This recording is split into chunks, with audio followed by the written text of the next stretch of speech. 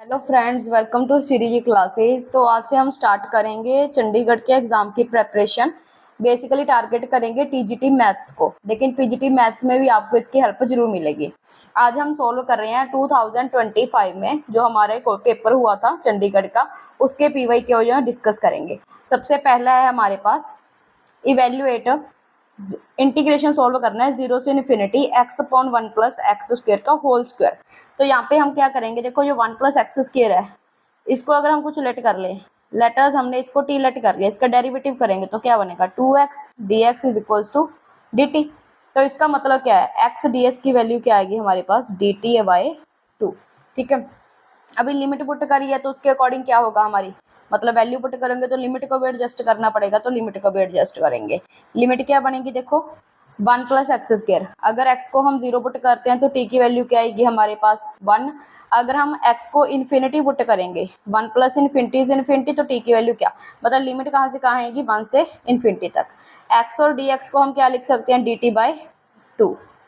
ठीक है, 1 plus x square T है तो टी का स्क्वायर हो गया हमारे पास 1/2 D T upon T square. ठीक है, ये बन गया हमारे पास। नेक्स्ट लिमिट है 1 से इन्फिनिटी। अब इसका इंटीग्रेशन करेंगे, देखो 1 अपॉन टी स्क्वायर को मैं ऐसे लिख सकती हूँ टी की पावर -2। बिल्कुल, इंटीग्रेशन का क्या मेथड होता है हमारे पास, पावर में एक ऐड करना है और वही पावर नीचे आएगी। ठीक है, 1 से लेके इन्फिनिटी ये चीज़ बनेगी। नेक्स्ट 1/2 सॉल्व करके क्या आएगा -1 अपॉन टी 1 से इन्फिनिटी। अब इसकी हम लिमिट पुट कर देंगे 1/2 इन्फिनिटी 1/इन्फिनिटी माइनस एक फॉर्मूले का माइनस है, सो 1/1 1/इन्फिनिटी क्या होगा हमारे पास 0, तो आंसर क्या आएगा 1/2। कौन सी ऑप्शन सही है, option C will be correct. Clear है, नेक्स्ट क्वेश्चन पे चलते हैं। नेक्स्ट क्वेश्चन क्या है, if alpha and beta roots of the given equation then find the value of this. सबसे पहले हमारे पास एक इक्वेशन गिवन है, इक्वेशन में हमारे पास क्या है x square minus 7x plus 10 is equals to 0। Solve करेंगे इसको, फैक्टर्स बना लेंगे इसके, क्या क्या बन सकते हैं हमारे पास 2 और 5 फैक्टर्स बनेंगे। ठीक है, x कॉमन आ जाएगा तो फैक्टर हमारे पास क्या है 2 एंड 5। नेक्स्ट इसमें से एक को अल्फा लेट कर लेते हैं, दूसरे को बीटा। अब इसकी वैल्यू क्या कर देंगे, इसमें पुट कर देंगे गिवन जो हमने फाइंड आउट करना है। अल्फा का स्क्वायर 2 का स्क्वायर 4 प्लस 1 अपॉन बीटा का स्क्वायर 5 का square 25 plus 1 is equals to 1/5 plus 1/26। 26 और 5 का एलसीएम 130 26 प्लस 5, तो कितना आ गया हमारे पास 31/130। कौन सा ऑप्शन सही बैठेगा, option C will be correct. Next third question हमारे पास क्या है, equation of line perpendicular to the given line and passing through the point 1 1। देखो अगर कोई लाइन किसी के परपेंडिकुलर है और पास कर रही है किसी अदर पॉइंट से, तो हम इसे कैसे फाइंड आउट करते हैं। सबसे पहले तो हम पासिंग पॉइंट दिया हमें 1 ठीक है, इक्वेशन ऑफ लाइन परपेंडिकुलर, जिस इसके परपेंडिकुलर एक लाइन फाइंड आउट करनी है हमने। ठीक है, तो इसकी स्लोप क्या है हमारे पास, गिवन लाइन की स्लोप क्या होगी, स्लोप का फॉर्मूला क्या होता है minus coefficient of x upon coefficient of y, तो क्या बनेगा 1/3 आ गया। अभी परपेंडिकुलर की कंडीशन होती है हमारे पास, अगर दो लाइंस परपेंडिकुलर है तो उनका जो स्लोप है उसकी मल्टीप्लाई किसके इक्वल होती है -1 के। एक स्लोप तो हमें पता है कि 1/3 है, दूसरी स्लोप हमें फाइंड आउट करनी है, तो दूसरी हमारे पास कितनी होगी -3। स्लोप पता चल गई, पासिंग पॉइंट आपको पता है, तो इक्वेशन का 1 पॉइंट वाला फॉर्मूला लग जाएगा। क्या होता है y minus y1 is equal to slope -3 है x माइनस x1। ठीक है, -3 plus 3 is equal to y minus 1, 3x plus y minus 4 is equal to 0। ठीक है, कौन सा ऑप्शन सही है, देखो 3x plus y minus 4, this one, option C will be correct. Next चलते हैं फोर्थ पे, ये तो ज़्यादा इजी क्वेश्चन दे रखा है। z की वैल्यू दी है, मोड z फाइंड आउट करना है। देखो मोड z का क्या फॉर्मूला होता है हमारे पास, मॉडुलस ऑफ रियल वैल्यू का स्क्वायर प्लस इमेजिनरी वैल्यू का स्क्वायर। 4 का square 16 9 25 5, so option B will be correct. Next question पे चलते हैं, फिफ्थ क्वेश्चन। फिफ्थ क्वेश्चन में दिया हुआ है सोल्यूशन फाइंड आउट करना है, लीनियर इनइक्वालिटी वाला चैप्टर है जो हमारा कॉम्प्लेक्स नंबर के बाद आता है, उसमें से क्वेश्चन पूछा गया 2x minus 3 less than equal to 5, -3 उधर जाके प्लस का 5 और 3 8, 2 से 8 कैंसिल होगा 4, that means x less than equal to 4, option B will be correct. Next चलते हैं सिक्स्थ क्वेश्चन पे, ट्रायंगल है एबीसी हमारे पास। सबसे पहले एक ट्रायंगल बना लेते हैं एबीसी। ठीक है।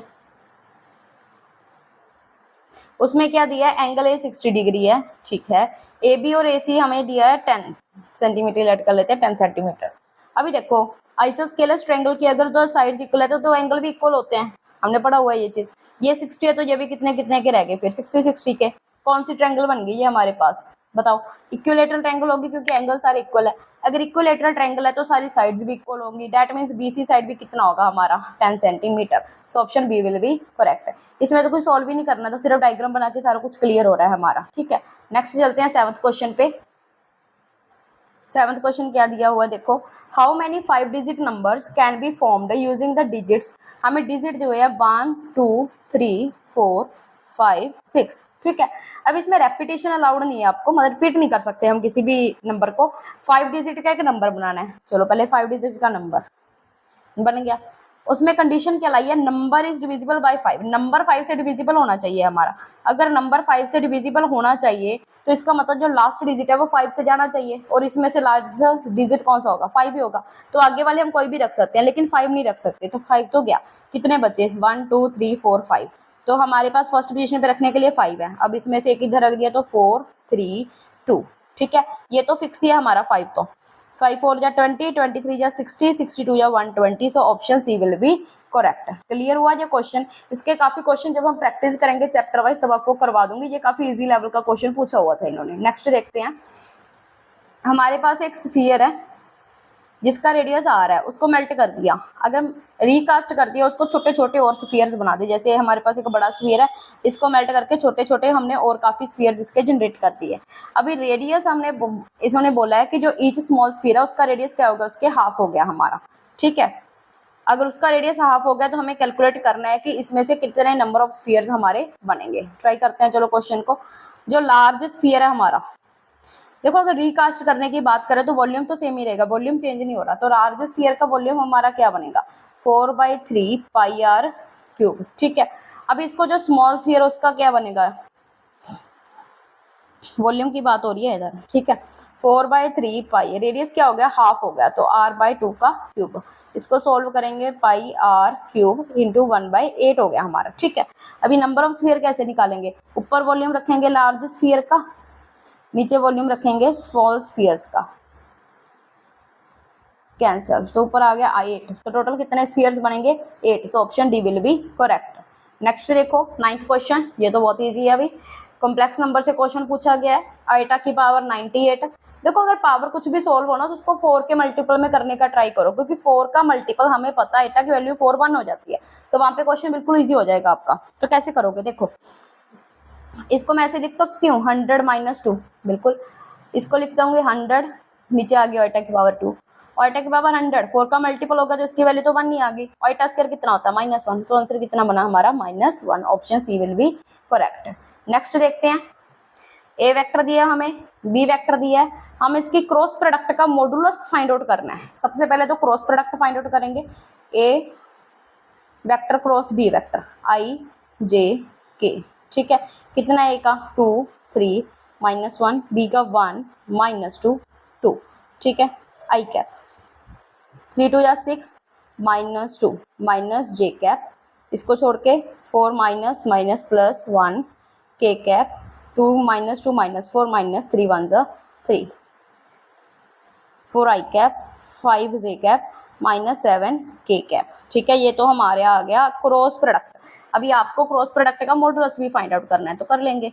मॉडुलस में क्या होता है, आई कैप का जो मॉडुलस है उसका स्क्वायर, मतलब जो मैग्नीट्यूड है 4 का स्क्वायर 16, 5 का 25, 7 का 14। देखो माइनस का स्क्वायर प्लस हो जाएगा इसलिए हम मेंशन नहीं कर रहे इधर, ठीक है। प्लस कर देंगे, 16 में 25 है 41 प्लस 49 प्लस करके कितना आएगा हमारा 90। So option A will be correct. Clear है, ठीक है।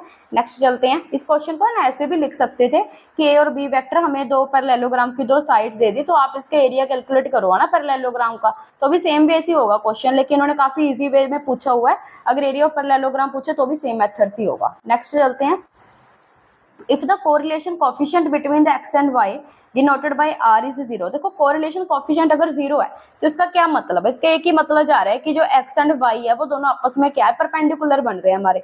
तो देख लो परपेंडिकुलर में कौन सा ऑप्शन जा रहा है, independent, linear independent, parallel, perpendicular. देख रहा, डी ऑप्शन हमारा करेक्ट बनेगा। ये तो सीधा ही था, देख के करने वाला, तो इसमें कुछ सॉल्व नहीं होगा।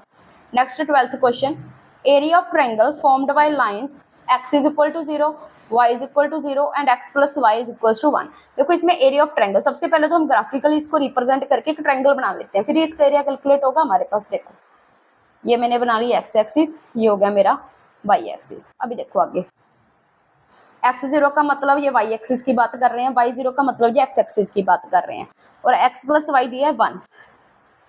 अगर मैं x को 0 मान लूँ तो y कितना आएगा 1, और अगर मैं y को 0 मान लूँ तो x कितना आएगा मेरा 1। मतलब एक पॉइंट तो ये बनेगा डेट इज 1 0, और दूसरा पॉइंट ये बनेगा कुछ 0 1 करके, दोनों को मैच कर देंगे, ये बन गया। तो हमारी ट्रायंगल कौन सी बन गई, ध्यान से देखो, तो ये हमारी ट्रायंगल है। देखो this one is our triangle, जिसका हमें एरिया क्या करना है, कैलकुलेट करना है। ये सारी ट्रायंगल का एरिया आपको कैलकुलेट करना है। अभी एरिया ऑफ ट्रायंगल का क्या फॉर्मूला होता है हमारे पास, wait, area of triangle formula क्या होता है, half into base into height होता है। ठीक है, अभी बेस कितना है इसका 1 है, क्योंकि यहाँ पे तो रीजन ही है, और रीजन से इसका पॉइंट डिफरेंस 1 ही जाएगा। हाइट भी कितनी बन रही है 1, 1/2 आंसर आ जाएगा हमारे पास, 0.5। ऑप्शन में देखते हैं क्या लिखा है, 1/2 ही मिल रहा है, सो option D will be correct. देखो नेगेटिव में तो कभी जाएगा ही नहीं, तो नेगेटिव वाला तो पहले ही कैंसिल कर दिया। ठीक है, आगे देखो, length of the latus rectum of the ellipse. Ellipse का हमने लेटेस्ट रेक्टम पता करना है।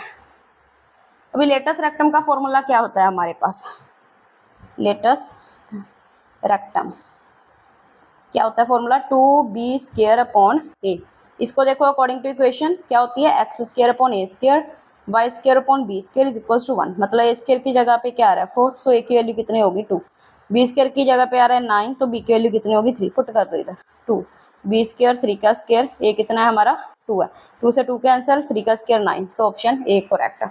बहुत ईजी पूछ रखा है अभी इस पेपर में तो। नेक्स्ट देखो 14th,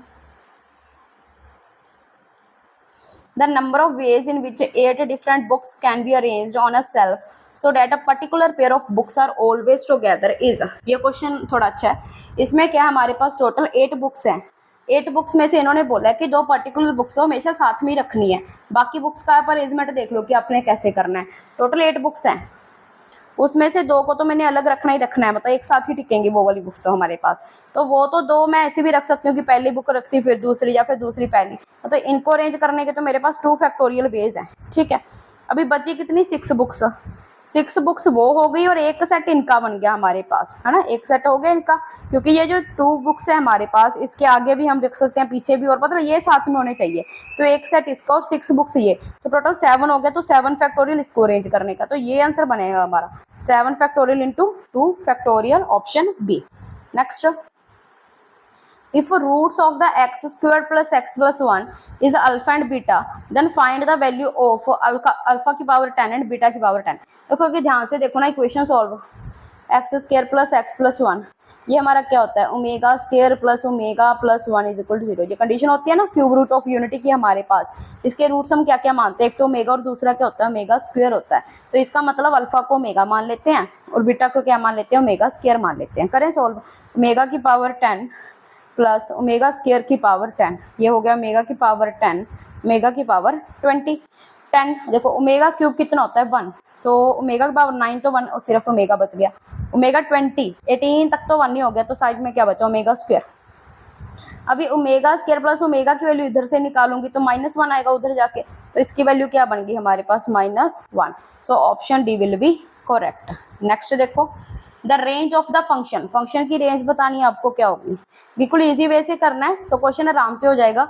देखो साइन इनवर्स cos x दिया हुआ है हमें। अभी cos x की वैल्यू क्या हो सकती है, -1 से 1 के बीच में ही हो सकती है, तो साइन इनवर्स की वैल्यू भी -1 या फिर 1 ऐसी होगी।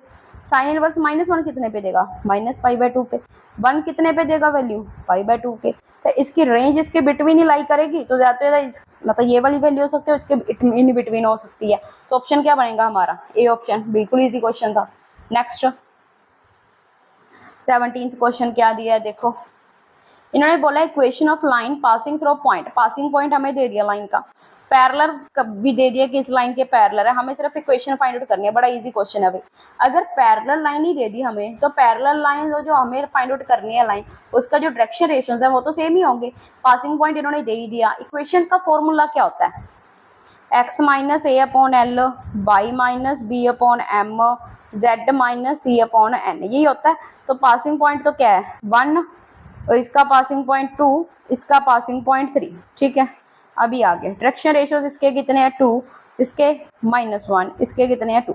अभी देख लो कौन सा इक्वेशन सही बैठ रहा है। x -1 चाहिए पहले तो, यही देखो ये सिर्फ डी में है, डी वाला ऑप्शन सही है, बहुत ही इजी क्वेश्चन था। नेक्स्ट चलते हैं, ये 3D जो हमारे डायमेंशनल का चैप्टर है 12th क्लास में, वहाँ से क्वेश्चन पूछा गया है। यहाँ से शॉर्टेस्ट डिस्टेंस वाला क्वेश्चन बहुत फेमस है, उसकी भी हम प्रैक्टिस करेंगे। नेक्स्ट देखो, the total surface area of cuboid of dimensions, total surface area find out करना है भाई। टोटल सरफेस एरिया का क्या फॉर्मूला होता है, क्यूबॉइड है, ध्यान से देखो, क्यूबॉइड का क्या होता है 2 length into breadth plus breadth into height plus height into length. अभी कर दो सोल्व फटाफट। लेंथ कितनी है 2, ब्रेड्थ 3, 2 3 या 6, 3 4 या 12, 4 2 या 8, करो 12 plus 8 20, 26, that is 52। Option C will be correct. Next चलते हैं, आर से आर हमें कोई फंक्शन दिया, रियल से रियल जा रहा है, डिफाइंड कैसे किया, F x is equal to x cube. हमें पता करना है कि ये फंक्शन 1 1 ऑन 2 मतलब क्या है या कुछ भी नहीं है, वहां से फाइंड आउट करना है। देखो एक्स क्यूब है फंक्शन हमारे पास, ठीक है। एक्स की पावर जोड़ होती है वो हमेशा 1 1 तो होगा ही फंक्शन, उसमें कोई है नहीं, ठीक है, 1 1 तो है। अभी ऑन टू चेक करना है, ऑन टू के लिए x is equal to y is equal to x की पावर सॉरी एक्स की क्यूब, ठीक है। क्यूब इधर जाएगा तो क्यूब रूट बन जाएगा, है ना। अभी रियल में दिया है, रियल में क्यूब रूट तो एग्जिस्ट करती है, हमें पता है रियल में सारा कुछ एग्जिस्ट करता है एक कॉम्प्लेक्स नंबर को छोड़ के। यहाँ पे कॉम्प्लेक्स की तो कोई कंडीशन ही नहीं बनेगी क्योंकि वाई भी रियल एक्स भी रियल है। वाई का क्यूब रूट करेंगे तो वो भी रियल ही आएगा हमारे पास, तो इसका मतलब ये ऑन टू भी हो गया हमारे पास। जो फंक्शन 1 1 और ऑन टू दोनों होते हैं वो क्या होते हैं, bijective. So option A correct जाएगा हमारा, ठीक है। Next, if A is a 3/3 skew symmetric matrix then determinant of A is always A। हमें कोई भी 3/3 की स्क्यू सिमेट्रिक मैट्रिक्स दी है। देखो अगर हम मैट्रिक्स स्क्यू सिमेट्रिक का मतलब ही क्या होता है, A is equal to A transpose का नेगेटिव, है ना।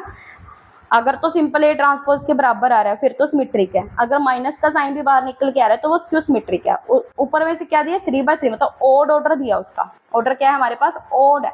ओड ऑर्डर की अगर कोई स्क्यू सिमेट्रिक मैट्रिक्स आपको मिल रही है तो उसका डिटर्मिनेंट ऑलवेज ही क्या होता है हमारे पास 0 होता है, ठीक है। क्लियर कर रहे हो बात, ये तो सीधा डेफिनेशन ही थी क्वेश्चन की, इजी वन।